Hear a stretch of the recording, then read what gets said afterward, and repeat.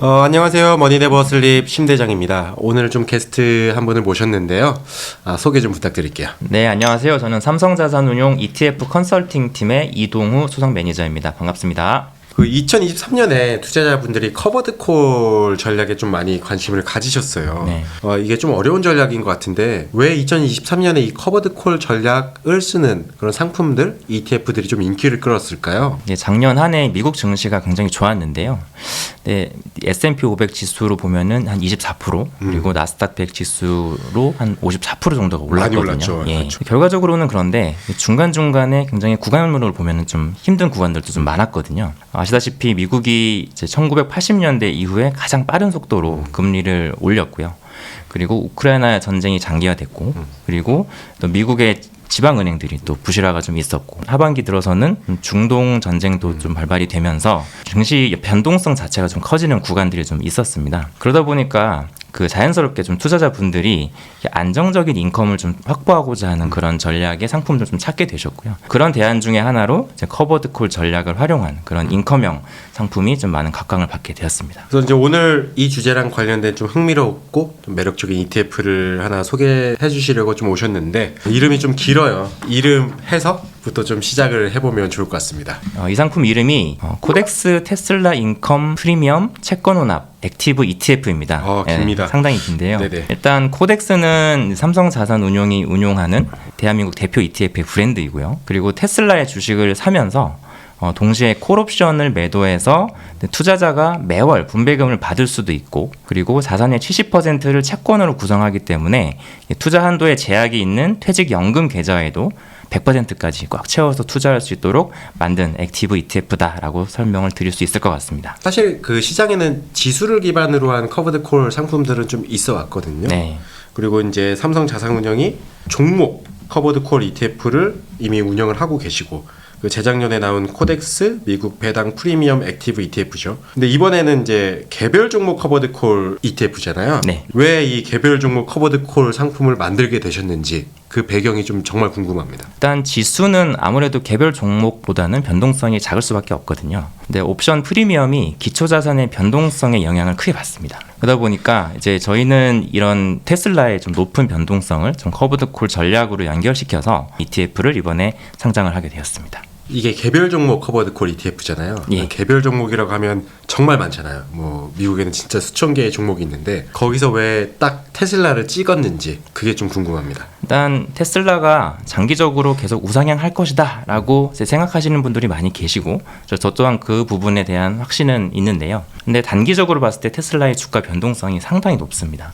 높죠. 예, 그러다 보니까 저는 이 점에 바로 주목을 한 건데요. 이 변동성이 큰 주식은 옵션 프리미엄 자체가 높게 형성이 되고 또 주가 변동성이 큰 거에 따른 메리트가 그만큼 있다라는 거거든요. 그래서 테슬라 주식의 변동성이 높다는 것이고요.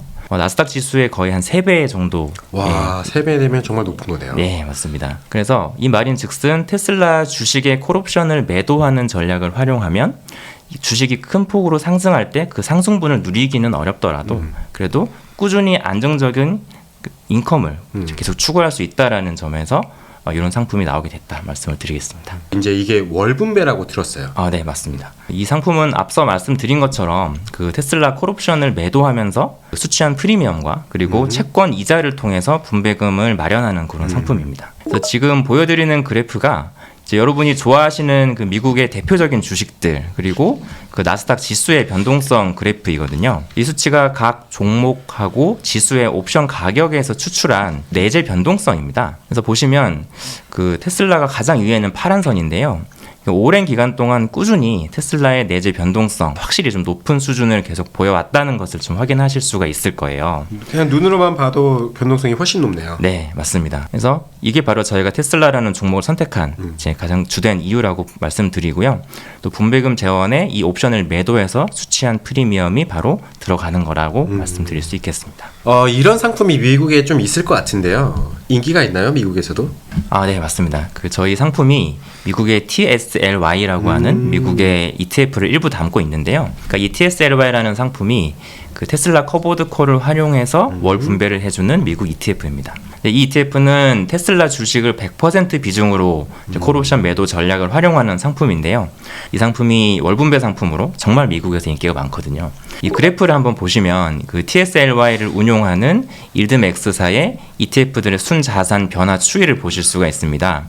여기서 보시면은 엔비디아나 아마존과 같은 다른 종목의 커버드 콜 ETF 대비해서 이 ETSLY가 인기가 어느 정도인지 좀 보실 수가 있을 텐데요. 뭐 거의 압도적인 것 같은데요. 예, 맞습니다. 그래서 2022년 11월에 이 ETF가 상장한 이후로 순자산이 급속도로 늘어나서 지금 올해 1월 기준으로는 순자산이 약 8억 6천만 달러, 그러니까 원화로 1조 1천억 원이 넘어가거든요. 참고로 저희 ETF가 이 TSLY를 일부 담기도 하기 때문에 거기서 발생하는 분배금도 저희가 고스란히 분배를 할 예정이고요. 말이 나온 김에 좀 말씀을 드리면 네. 저희 이 코덱스 테슬라 인컴 프리미엄 채권혼합 액티브 ETF는 이 TSLY 같은 상품을 퇴직연금 계좌에서 좀 담을 수 없을까라는 고민에서 출발을 했고 실제로 설계가 된 상품입니다. 그래서 이 매월 인컴을 받는다 하더라도 만약에 일반 계좌에서 투자를 하시게 되면은 배당소득세 15.4%를 떼야 되고요. 굉장히 세죠. 그렇죠.